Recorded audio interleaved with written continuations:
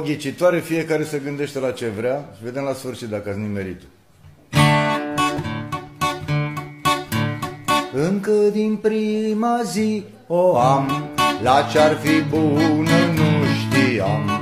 Și eu creșteam și ea creștea, și zilnic mă jucam cu ea. Și ba dormea, ba se trezeam, și eram mândru că ea mea. Și mă gândeam că am noroc, că soară mea n-avea deloc.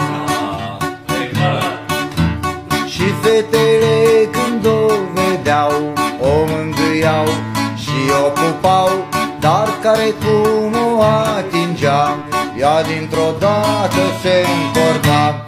Apoi cu ele se juca, încolo-ncoa, încolo-ncoa. În clipa când se plictisea, ea le scuipa și se ascundea.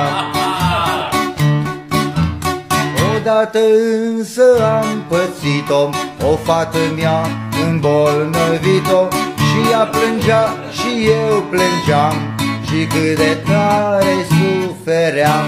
Dar i-am făcut injecție, apoi o scurtă frecție.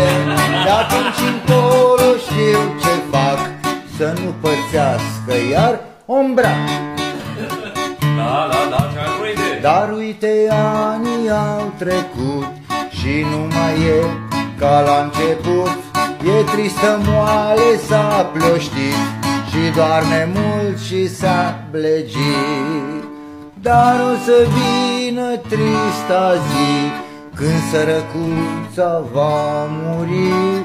Dar nu disper și nu mi-e frică, și azi să-mi iau altă pisică. Mi-a zis unul la un spectacol, ia mai cântă-mă odată să mă gândesc și la pisică.